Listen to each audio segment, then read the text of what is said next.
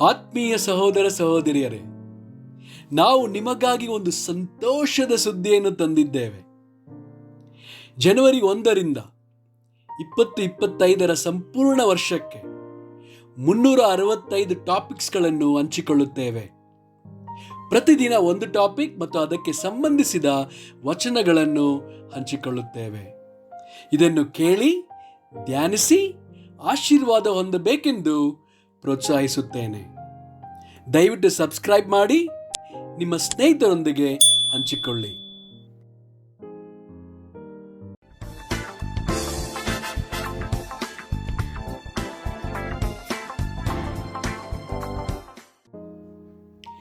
ಇಂದು ದಿನ 250 ಟಾಪಿಕ್ ಶಾಂತಿ. ಕೀರ್ತನೆಗಳು 4 ವಚನ 8. ನಾನು ನಿರ್ಭಯವಾಗಿರುವುದರಿಂದ ಮಲಗಿಕೊಂಡು ಕೂಡಲೇ ನಿದ್ದೆ ಮಾಡುವೆನು. ಯಾಕೆಂದರೆ ಯೆಹೋವನೇ, ನಾನು ಯಾವ ಅಪಾಯವೂ ಇಲ್ಲದೆ ಸುರಕ್ಷಿತನಾಗಿರುವಂತೆ ನೀನು ಕಾಪಾಡುತ್ತೀ. ಕೀರ್ತನೆಗಳು 37 ವಚನ 11 ಮತ್ತು 37. ಆದರೆ ದೀನರು ದೇಶವನ್ನು ಅನುಭವಿಸುವರು, ಅವರು ಮಹಾಸೌಖ್ಯದಿಂದ ಆನಂದಿಸುವರು. ಒಳ್ಳೆಯ ನಡತೆಯುಳ್ಳವನನ್ನು ನೋಡು, ಯಥಾರ್ಥನನ್ನು ಲಕ್ಷಿಸು. ಶಾಂತನಿಗೆ ಸಂತಾನ ವೃದ್ಧಿಯಾಗುವುದು.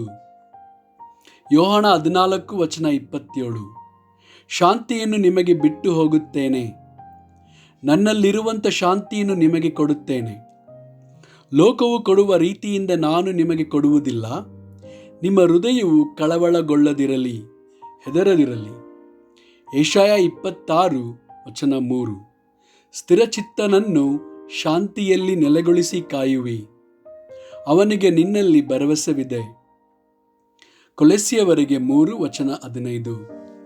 ಕ್ರಿಸ್ತನಿಂದಾದ ಸಮಾಧಾನವು ನಿಮ್ಮ ಹೃದಯಗಳಲ್ಲಿ ಯಜಮಾನನಂತಿದ್ದು ತೀರ್ಪು ಹೇಳಲಿ.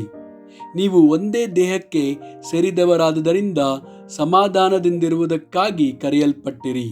ಇದಲ್ಲದೆ ಕೃತಜ್ಞತೆಯುಳ್ಳವರಾಗಿರಿ. ರೋಮಾಪುರದವರಿಗೆ 5 ವಚನ 1. ಹೀಗಿರಲಾಗಿ ನಾವು ನಂಬಿಕೆಯಿಂದ ನೀತಿವಂತರಾದ ಕಾರಣ ನಮ್ಮ ಕರ್ತನಾದ ಯೇಸು ಕ್ರಿಸ್ತನ ಮೂಲಕ ದೇವರೊಂದಿಗೆ ಉಂಟಾದ ಸಮಾಧಾನದಲ್ಲಿ ಇರೋಣ. 2 ಥೆಸಲೋನಿಕದವರಿಗೆ 3 ವಚನ 16. ಶಾಂತಿದಾಯಕನಾದ ಕರ್ತನು ತಾನೇ ಸದಾಕಾಲದಲ್ಲಿಯೂ ಸಕಲ ವಿಧದಲ್ಲಿಯೂ ನಿಮಗೆ ಶಾಂತಿಯನ್ನು ದಯಪಾಲಿಸಲಿ. ಕರ್ತನು ನಿಮ್ಮೆಲ್ಲರೊಂದಿಗೆ ಇರಲಿ. ಆಮೆನ್.